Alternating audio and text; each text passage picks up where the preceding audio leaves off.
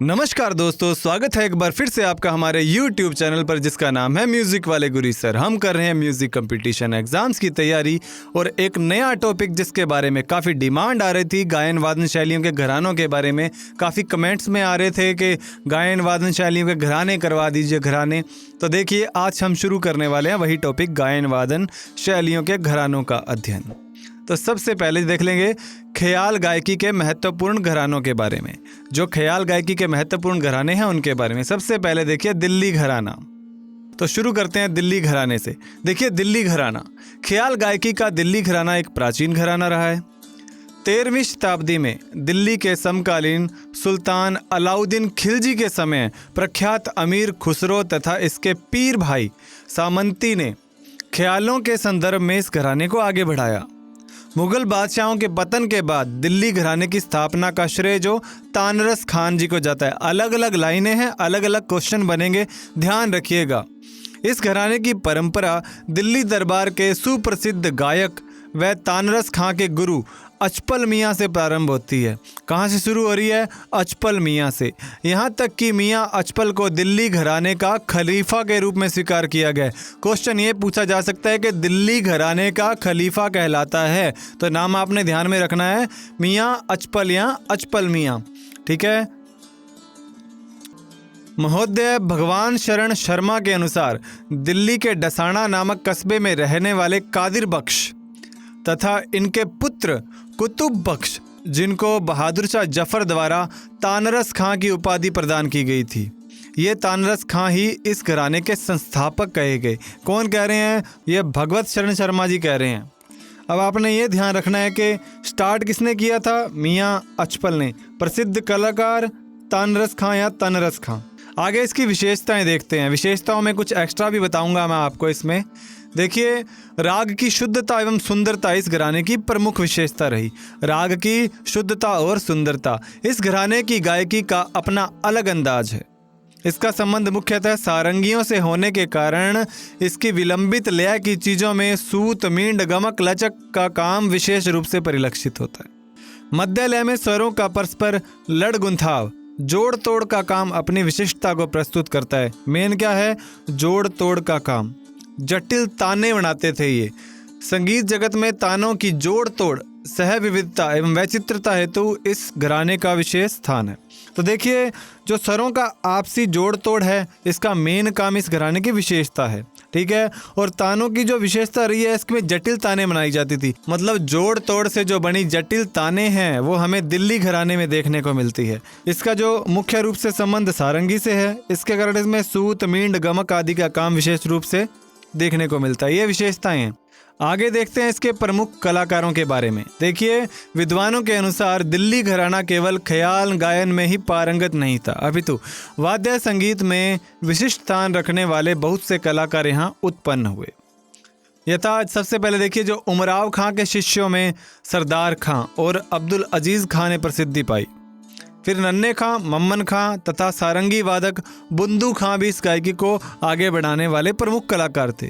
उस्ताद नसीर उस्ताद खां की जो शिष्याएं हैं, श्रीमती कृष्णा बिष्ट, भारती चक्रवर्ती भी अपने प्रयासों से इस घराने को उन्नति के मार्ग पर अग्रसर करने हेतु समर्थ थी। और भी नाम आते हैं इसके अंदर, जैसे हमने नाम पढ़े हैं मियाँ अचपल, हैदर खान हो गया, तानरस खां, गुलाम हुसैन, मोहम्मद हुसैन, सज्जन हुसैन, गफूरा खां, मुनव्वर खां, इकबाल अहमद, सुम्मन खां, चांद खान, नसीर अहमद खां, उस्मान खां, मुश्ताक हुसैन।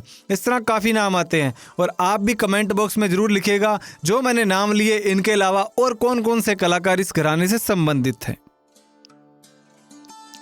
और निष्कर्षतः हम कह सकते हैं, कुछ विद्वानों के मतानुसार यदि दिल्ली घराने को ही सभी घरानों की जड़ मान लिया जाए तो यह इसके विषय में अतिशयोक्ति नहीं होगी। खलीफा की उपाधि से विभूषित मियाँ अचपल से प्रारंभ दिल्ली परंपरा की प्रतिनिधित्व वर्तमान समय में उस्ताद चांद खां से मानी जाती है। साथ ही इनके पुत्र उस्ताद नसीर अहमद खां, उस्ताद हिलाल अहमद खां को प्रतिष्ठित गायकों की श्रेणी में रखा जाता है। इस प्रकार यह घराना ख्याल गायकी का प्रतिष्ठित व विलक्षित घराना रहा है। इस घराने में तानों की विशिष्ट एवं विचित्र नाम है। इस घराने में सारंगी और सुर सागर जैसे तंतु वाद्यों का विशेष प्रचलन रहा है। तो दोस्तों ये है दिल्ली घराने के बारे में। आगरा घराना, तो देखिए आगरा घराने के बारे में पूरी डिटेल से हम जानेंगे। सबसे पहले देखिए आगरा घराने के कलाकार अपना संबंध जो है 15वीं शताब्दी के गोपाल नायक से जोड़ते हुए अपनी परंपरा को प्राचीनतम मानते हैं। मतलब जो भी आगरा घराने के कलाकार हैं वो अपनी जो संबंध है वो 15वीं शताब्दी में जो गोपाल नायक थे उनके साथ अपना संबंध मानते हैं। गोपाल नायक के शिष्य अलखदास ने इस परंपरा को आगे बढ़ाया। एक एक लाइन क्वेश्चन है, थोड़ा ध्यान रखिएगा। हिंदू धर्म के अनुयायी अलखदास और मलूकदास थे। ये दो नाम है, अलखदास और मलूकदास, जिन्होंने किसी कारणवश इस्लाम धर्म को अपना लिया और इन्हें ही आगरा घराने के प्रारंभिक कलाकार पुकारा जाता है। अब ये इनके क्या है, प्रारंभिक कलाकार हैं, ध्यान रखिएगा। अन्य घरानों की तरह ही यह घराना भी ध्रुपद व धमार की परंपरा से ही विकसित हुआ। जैसे बाकी घराने हैं ध्रुपद और धमार से विकसित हुए, वैसे ही इनमें भी जो कला थी वो ध्रुपद और धमार की थी। संगीत जगत में पहचान बनाने वाले प्रसिद्ध नाम हाजी सुल्तान खां जी अलखदास के पुत्र थे। देखिए हमने नाम पढ़ा अलखदास, उनके पुत्र कौन हैं, हाजी सुल्तान खां। यह घराना विद्वानानुसार अकबर काल के हाजी सुल्तान खां से प्रारंभ हुआ माना जाता है। अब यहाँ बड़ी बात सामने आ रही है कि काफ़ी विद्वान ये मानते हैं कि हाजी सुल्तान खां जो अकबर के काल में थे उनसे इस घराने का प्रारंभ माना जाता है। इस घराने में ख्याल गायकी का प्रारंभ सुजान खां साहब के पड़पोते घग्गे खुदा बख्श द्वारा हुआ।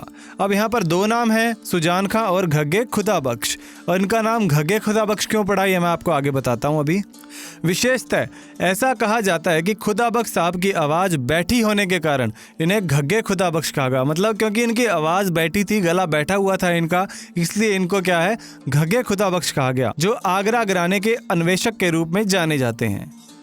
ओ रमन लाल मेहता के अनुसार आगरा घराना मुख्यतः 7 उस्तादों द्वारा गतिशील रहा है, जैसे घग्गे खुदा बख्श, शेर खां, फैयाज खां, विलायत खां आदि। श्री V.R. देवधर भी इस मत से पूर्णतः सहमत हैं। मतलब वो भी मानते हैं कि इसका जो विस्तार हुआ है वो 7 उस्तादों से हुआ है।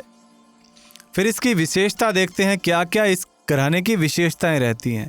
इसमें नोम तोम में आलाप किए जाते हैं। मतलब जब ये आलाप शुरू करते हैं उसमें नोम तोम इस शब्दों का उच्चारण किया जाता है। बंदिशदार चीज़ों का गायन किया जाता है, मतलब जो बंधी हुई हों।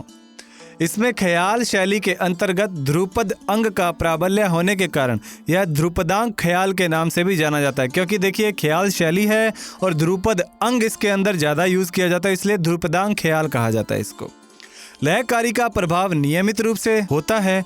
खुली और बुलंद आवाज़ की गायकी इसकी विशिष्ट पहचान है। खुली और बुलंद आवाज़ अर्थ के अनुसार भाव की अभिव्यक्ति करना, यानी कि जो अर्थ है उसके अनुसार ही भाव अभिव्यक्त किया जाता है, इसकी मुख्य विशेषता है। इस घराने की बोलतान इतनी आकर्षक व प्रभावी होती है कि दूसरे घराने के गायक शीघ्र ही प्रभावित हो जाते हैं। मतलब इसकी जो बोलतान है वो ज़्यादा इफ़ेक्टिव होती है, जो अट्रैक्टिव ज़्यादा है। इस गायकी में सरलता के साथ साथ संयमता की भावना का भी पूर्ण संतुलन बना रहता है। विलायत हुसैन खां ने कहा कि नत्थन खां ने एक निराला ढंग आरंभ किया।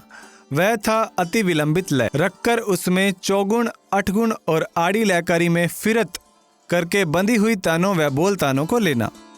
लयकारी के साथ ही बोल अंग का विस्तार और बोलों के साथ पलटों की बढ़त तथा ताल के विभिन्न खंडों से तान की उपज शुरू करना आगरा घराने की मुख्य विशेषता है। तो ये तो इसकी विशेषताएं थी। अब पढ़ते हैं इसके प्रमुख कलाकारों के बारे में। इनके अलावा मैं और भी आपको नाम बताऊंगा। देखिए आगरा घराने की गायकी को प्रचारित व प्रसारित करने का श्रेय घग्गे खुदा बख्श। अब जहाँ पर आपको देख लीजिए इसमें क्वेश्चन इस तरह से उठते हैं, अगर 2 नाम दिए जाएंगे वहाँ पर सबसे पहला होगा घग्गे खुदा बख्श या फिर होगा हाजी सुजान खां। अगर दोनों में से ऑप्शन में से कोई एक है तो आप उसको सेलेक्ट करके अपना आंसर सही कर सकते हैं। कई बार पूछा जाता है ना कि आगरा घराना के संस्थापक कौन है, यहाँ तो दिया जाएगा हाजी सुजान खां, यहाँ दिया जाएगा घग्गे खुदा बख्श। ये दोनों एक साथ कभी भी नहीं आते, एक आएगा इन दोनों में से। फिर देखिए आगरा घराने के सर्वश्रेष्ठ जो गायकों की श्रृंखला में नाम जो उल्लेखित हैं वो कौन कौन से हैं। नत्थन खां, अली बख्श, फ़तेह अली खां, अल्लाह दिया खां, इनायत हुसैन खां, उमराव खां, नज़ीर खां, ज़हूर खां, रहमत खां, मल्लिकार्जुन मसूर, गंगूबाई कुर्डीकर, जयपुर की बिब्बो बाई, फिरदौसी बाई, गफूर खां, विलायत हुसैन खां आदि। और अगर आपको इस घराने के किसी और कलाकार का नाम भी पता है तो आप कमेंट बॉक्स में जरूर राइट कीजिएगा कि और कौन सा कलाकार इस घराने से संबंध रखता है। जैसे इसके अंदर और नाम भी हम ऐड कर सकते हैं, जैसे सरस रंग, अलकदास, श्याम रंग, नत्थन खां, राम मराठे, इस तरह काफी नाम आ जाते हैं। तो आप बताइएगा और कौन से कलाकार हैं जो इस घराने से संबंधित हैं। आगे देखते हैं निष्कर्ष के रूप में हम क्या कह रहे हैं। आगरा घराना मूलतः ध्रुपद और धमार गायकों का रहा, इसलिए इसके ख्याल गायन का भी ध्रुपद धमार की नोम तोम और लयकारी का स्पष्ट प्रभाव देखा जा सकता है। इस घराने की विशेषता लयकारी के साथ ही बोल अंग के विस्तार में है। इस घराने के गायकों ने खुली आवाज में दमदार व गमक युक्त तानों का प्रयोग किया। जिन तानों में गमक का उपयोग किया जाता है वो इस घराने की विशेषता रही है। ऐसा माना जाता है कि आगरा गायकी में ताने सदा बंदिश व राग स्वरूप के अनुसार बनती हैं। इस घराने के गायकों के स्वरों का लगाव गहरा और बुलंद होता है। मतलब इस घराने के जो भी गायक हैं वो स्वरों को पूरी गहराई से और बुलंद तरीके से लगाते हैं। तो दोस्तों ये था आगरा घराने के बारे में। नेक्स्ट जो हमारा घराना है वो है ग्वालियर घराना। देखिए ग्वालियर घराना हिंदुस्तानी शास्त्रीय संगीत का सबसे प्राचीन घराना है। सबसे पुराना घराना अगर कोई है तो वो ग्वालियर घराना है। ये कह सकते हैं कि हम सबसे जो पहला घराना है वो भी हम इसे मान सकते हैं। यह घराना ख्याल गायकी का सर्व प्रसिद्ध घराना है। सबसे ज़्यादा प्रसिद्ध है ख्याल गायकी के लिए। ग्वालियर घराने हेतु यह कहना अतिशयोक्ति न होगी कि ख्याल की उत्पत्ति लखनऊ में हुई। दिल्ली में इसे संरक्षण मिला।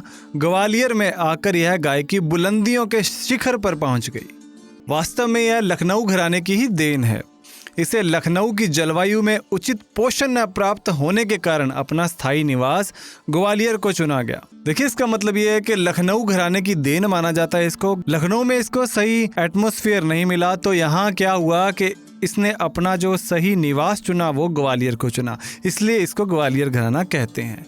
इस घराने के संस्थापक मूलतः लखनऊ से ही संबंधित थे, परंतु उनके ग्वालियर में आकर बस जाने के कारण जिस शैली का निर्माण इनके द्वारा हुआ वह ग्वालियर घराना कहलाया, जिसे सभी ख्याल घरानों की गंगोत्री कहा जाता है। ये पूछा गया क्वेश्चन है कि ख्याल घरानों की गंगोत्री के नाम से जाना जाने वाला घराना कौन सा है, तो वो है ग्वालियर घराना। देखिए ग्वालियर घराने का आरंभ नत्थन पीर बख्श जी ने कब किया? 18वीं ईस्वी में। याद रखिएगा आरंभ करता है नत्थन पीर बख्श। परंतु लखनऊ के उस्ताद गुलाम रसूल इस घराने के मूल पुरुष के नाम से पहचाने जाते हैं, क्योंकि इनकी बानी मुख्यतः कव्वाली बनी ही रही, जिसके कारण लोगों ने कव्वाल बच्चों का घराना के नाम से इनके घराने को संबोधित किया। देखियो यहाँ समझने वाली बात है। देखिए इसको जो स्टार्ट करने वाले हैं वो तो है नत्थन पीर बख्श, इस बात पे मतभेद भी है। और इसके जो मूल पुरुष के जो अंदर नाम आता है वो गुलाम रसूल का नाम आता है। मूल पुरुष है गुलाम रसूल, ठीक है। और इसका जो दूसरा नाम जाना जाता है कव्वाल बच्चों का घराना। याद रखिएगा तीनों इंपॉर्टेंट बातें हैं ये।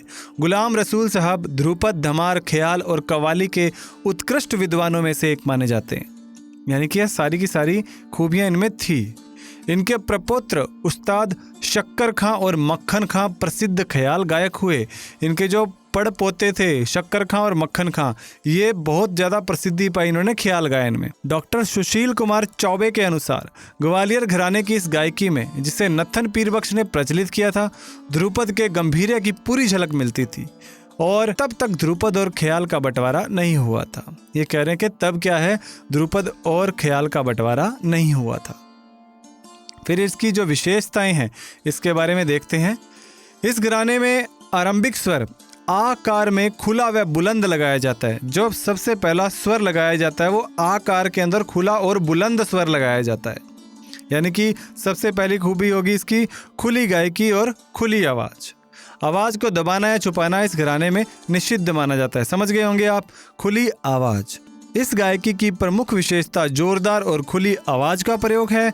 इसमें राग का विस्तार क्रमानुसार किया जाता है और रागों का जो विस्तार है वो क्रमानुसार किया जाता है। और इसकी क्या विशेषताएं हैं, ध्रुपद अंग के ख्याल होते हैं इसमें, और इसके अंदर टप्पा अंग के ख्याल हो रहे हैं। ये बात नोट कर लीजिएगा, टप्पा अंग के ख्याल हैं जो इसमें पाए जाते हैं। यह घराना मात्र गायन से ही नहीं अपितु ध्रुपद व धमार आदि सभी में उच्च कोटि प्रधान है। इसमें बोल आलाप, बोल तानों में बंदिश के शब्दों के अर्थानुसार ही लयकारी की जाती है। जो बंदिश के जो शब्द हैं ना, उनके अर्थ के अनुसार लयकारी दिखाई जाती है। इसकी गायकी मर्दानापन, बुलंद आवाज, गले का वजन, स्वरों पर अधिकार मुख्य रूप से दिखाई देता है। सम के बाद दूसरी मात्रा में गायकी प्रारंभ करना ग्वालियर घराने की विशिष्टता है। यानी कि जो पहली मात्रा है उसको छोड़कर दूसरी जो मात्रा है उससे गायकी प्रारंभ की जाती है इस घराने में।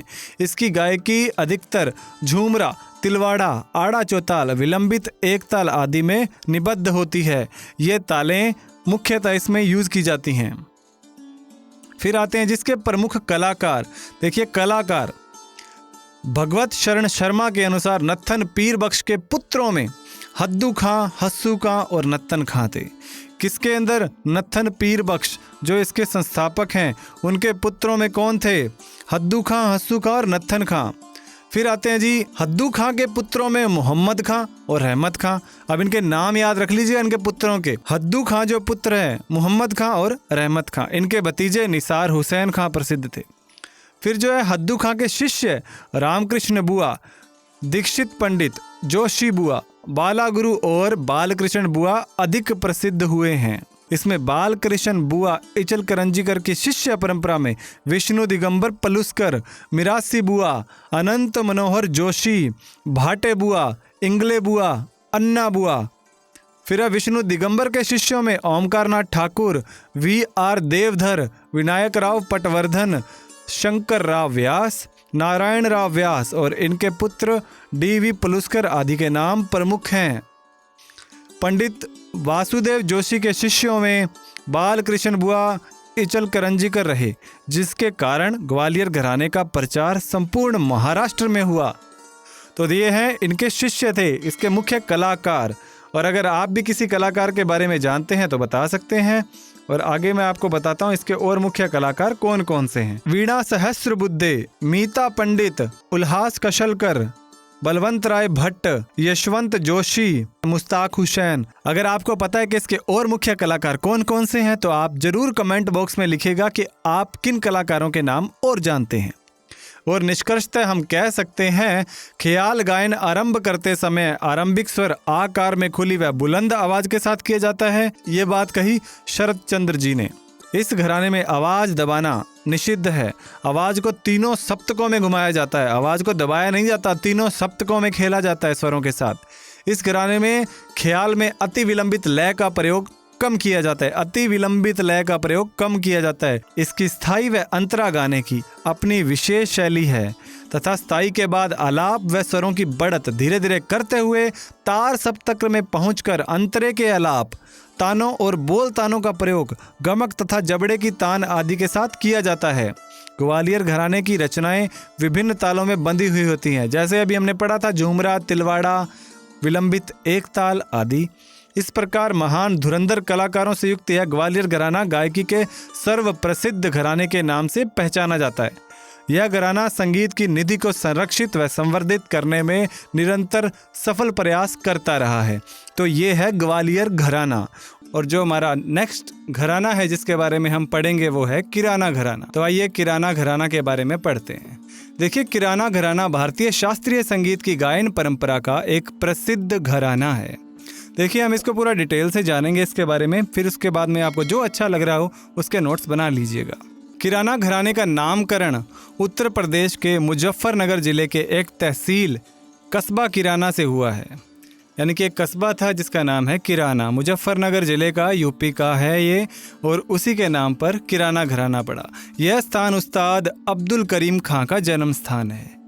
अब्दुल करीम खां का जन्म स्थान। इस घराने के प्रतिनिधि गायक अब्दुल करीम खां थे। अब आप समझ गए होंगे अब्दुल करीम खां जहां से रिलेटेड थे वहीं से इसका नाम किराना पड़ा। डॉक्टर मधुबाला सक्सेना के अनुसार किराना घराना के संस्थापक उस्ताद अब्दुल करीम खां साहब का निवास उत्तर प्रदेश में किराना नामक ग्राम होने के कारण उनका घराना किराना घराना कहलाया। और ये स्टेटमेंट कौन दे रहे हैं? डॉक्टर मधुबाला सक्सेना। इस घराने के मूल पुरुष सुप्रसिद्ध बीनकार बंदे अली खां साहब को माना जाता है। मूल पुरुष कौन है? बंदे अली खां साहब। ये गुलाम तकी नामक किराना के एक प्रसिद्ध बीनकार के पोते थे। गुलाम तकी, ठीक है, उनके जो हैं पोते हैं। इनकी शिष्य परंपरा के पश्चात ही अब्दुल करीम खां साहब हुए। इनकी जो शिष्य परंपरा चली उसके बाद ही जो है अब्दुल करीम खां हुए थे। वास्तविकता यह मानी जाती है कि यह घराना सारंगी वादकों का था, जिसमें पहले सारंगी का अभ्यास अधिक हुआ, तत्पश्चात गायन अंगीकार किया गया। इसी कारण अब्दुल करीम खां व वहीद खां को इस घराने का संस्थापक कहा जाता है। ठीक है, इसमें मतभेद भी माना जाता है कि अब्दुल करीम खां को या फिर वहीद खां को इस घराने का संस्थापक माना जाता है। क्यों? क्योंकि यह घराना सारंगी वादकों का था।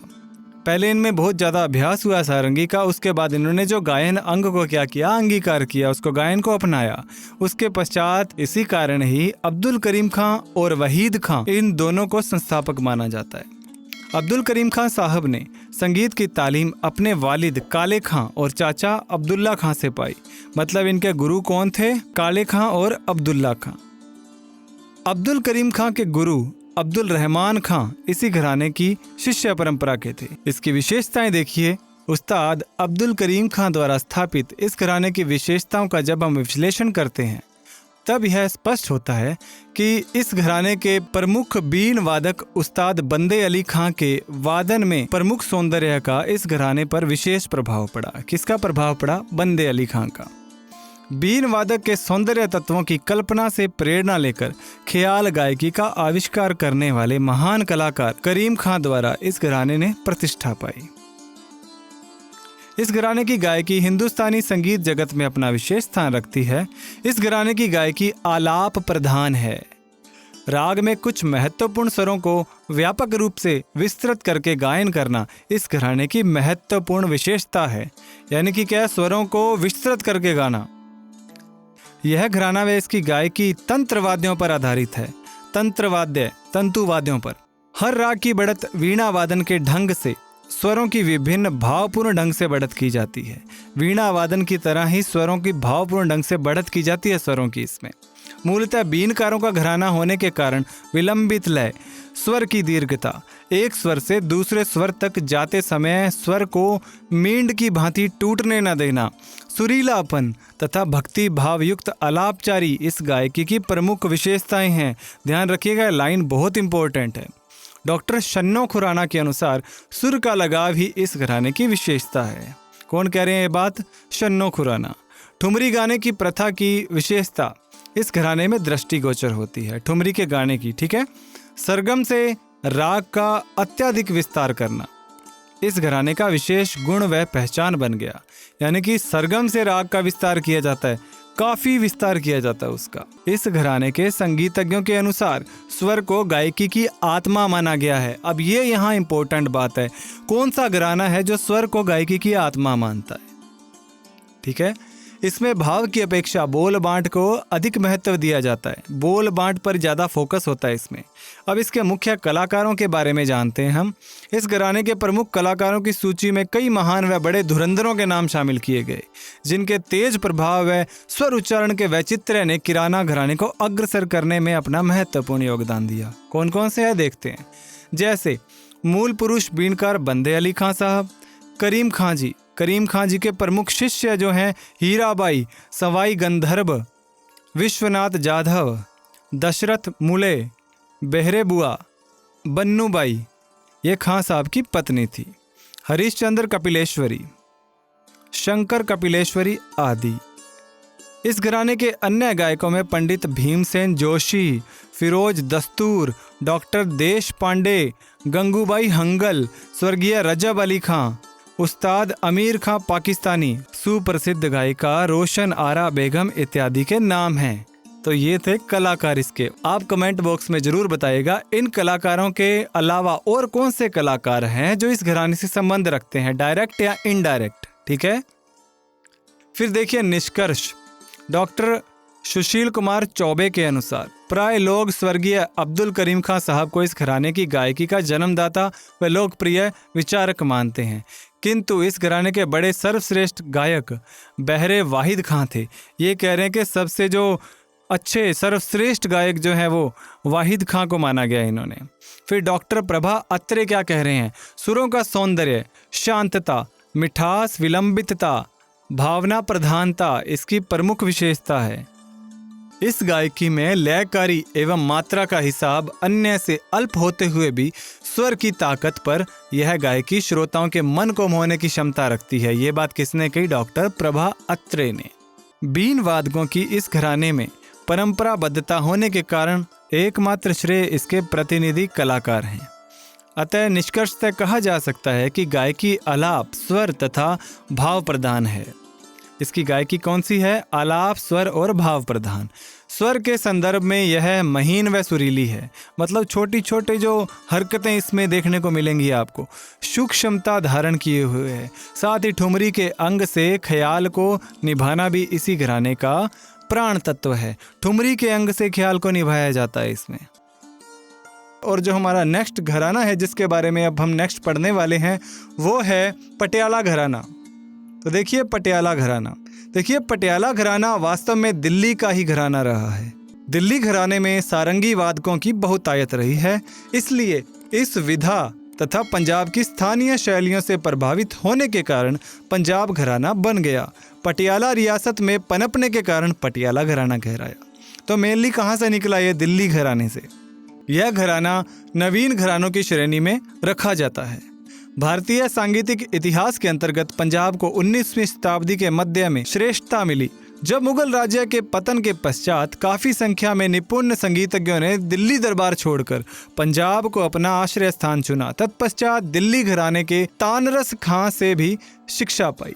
तो दोस्तों एक स्टोरी की तरह हम इसको पढ़ेंगे पूरी डिटेलिंग के अंदर, ताकि आपको ये पूरी की पूरी बात समझ में आ जाए। आगे देखिए, दिल्ली दरबार छोड़कर पटियाला घराने में प्रवेश करने वाले संगीतकों का पंजाब की विभिन्न रियासतों जैसे पटियाला, नाभा, लाहौर, कपूरथला आदि में इन शास्त्रीय संगीतज्ञों का हार्दिक स्वागत किया गया। मतलब जितने भी दिल्ली दरबार को छोड़कर, मतलब जितने भी संगीतज्ञ दिल्ली दरबार छोड़कर आए इन रियासतों में, उनको वहाँ पर आश्रय दिया गया। पटियाला दरबार के प्रसिद्ध सारंगी वादक कालू खां को इस घराने का अन्वेषक माना जाता है। मतलब क्या है कि इन्होंने इस घराने को काफ़ी जो है फेमस किया है। आलिया और फत्तू इन्हीं के पुत्र हैं। आगे देखिए इसकी विशेषताएं। देखिए इसमें आप समझ गए होंगे कि इसको स्टार्ट करने वाले कौन हैं? तानरस खां हैं। आलिया फत्तू भी है जो नाम दिया गया है, और मियाँ कालू। आलिया फत्तू ने इसको काफ़ी प्रसिद्धि दिलाई है, कालू मियाँ ने भी इसको काफ़ी प्रसिद्धि दिलाई। देखिए इन बातों में मतभेद है, पर इसका जो स्टार्ट जिसने किया है वो है तानरस खां मान सकते हैं आप। आपको ऑप्शन के अंदर दो नाम कभी नहीं मिलेंगे, आपको एक नाम ही मिलेगा इनमें से। यहाँ तो देखिए तानरस खां आएगा या मियाँ कालू खान आएगा, इस तरह कोई एक नाम आएगा। फिर आगे आते हैं विशेषताओं पर। देखिए विशेषताएं, इसमें तानों की अद्भुत तैयारी इसकी मुख्य विशेषता है। हम देखते हैं जो पंजाब के सिंगर हैं ज़्यादातर पटियाला घराने से संबंध रखते हैं, और जब उनकी गायकी देखते हैं तो काफ़ी तानों की तरफ, वो आलाप की तरफ ज़्यादा ध्यान देते हैं। यह घराना अपनी तैयारी व रंगीनियत के कारण अत्यंत प्रसिद्ध है। इस घराने के गायक काफ़ी तैयारी किए हुए हैं। इस गायकी के अंतर्गत अति द्रुत गति वाली लय का संचार किया जाता है, मतलब अति द्रुत गति होती है ताल की। गायकी में वक्र अलंकारिक फिरत युक्त तानों, स्वरों का भावुक प्रयोग, गमक अंग, तराने की गायकी के अंदाज से यह घराना दूसरे घरानों से भिन्न है। मतलब ये बातें हैं जो इस घराने को दूसरे घरानों से अलग करती हैं। टप्पा अंग की ठुमरी गायन में पटुता की झलक मिलती है। मतलब इनकी जो ठुमरी गायन है उसमें टप्पा का अंग दिखाई देता है हमें। प्रचलित और सरल राग इस घराने की विशेषता है। इस घराने की विशेषता तैयारी के साथ ही कोमलता में भी है। मतलब तैयारी तो है ही है, साथ में ये क्या है, कोमलता लिए हुए है। संक्षिप्त तथा कलापूर्ण ख्याल की बंदिशें अधिक प्रभावी होती हैं। तो इसी तरह विशेषताओं में अब आप क्या देख रहे हैं कि इसमें तानों की अद्भुत तैयारी है। मतलब जबरदस्त ताने होती हैं, कलापूर्ण बंदिशें होती हैं, क्रम अनुसार सुगठित आलाप होते हैं, इनके पूरे गठित किए गए आलाप होते हैं, स्वरों का भावुक प्रयोग, यही बातें इसकी विशेषता हैं।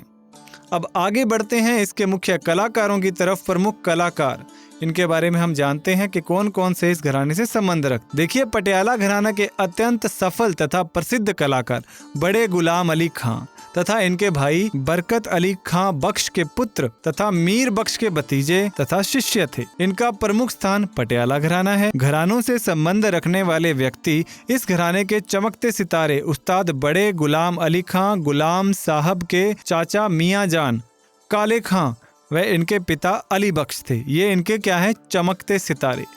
इसके प्रसिद्ध विद्वानों की सूची के अंतर्गत अन्य नाम भी शामिल हैं, जैसे प्रसिद्ध कवि मिर्जा गालिब, तानरस खां, कालू मियाँ, अली बख्श, फतेह अली, मियाँ अहमद जान खां। इनके चारों पुत्र कौन कौन से? मुबारक अली, फाकुर अली, बाकर अली, इलियाज हुसैन, राजमनी बाई, गुल मोहम्मद, निर्मला अरुण, लक्ष्मी शंकर और भी काफ़ी सारे नाम हमें देखने को मिलते हैं, जैसे कि नकी अली, मजहब अली, मियाँ जान, प्यारे खान, जबाद अली, टिल्लू खान, मुनव्वर अली खान और काफ़ी सारे हैं इसके कलाकार हैं। आप बताइएगा कमेंट बॉक्स में कि आपको इस घराने के कौन से और कलाकारों के बारे में जानकारी है। दोस्तों कमेंट जरूर किया कीजिए। वीडियो के रिव्यू आप अगर कमेंट्स में लिखोगे तो हमारा उत्साह बढ़ता है। जो कमियां होती हैं हम उसको सही करेंगे, जो अच्छी चीज़ें लगती है उसको भी आप बताइएगा कि आपने क्या अप्रिशिएट किया। आगे निष्कर्ष के रूप में हम क्या बताएंगे। इस प्रकार पंजाब का टप्पा, सिख शब्द, सूफी बाणी से विद्यमान इस घराने की गायकी का विकास हुआ और यह नवीन घराने के रूप में जनमानस के सामने आया।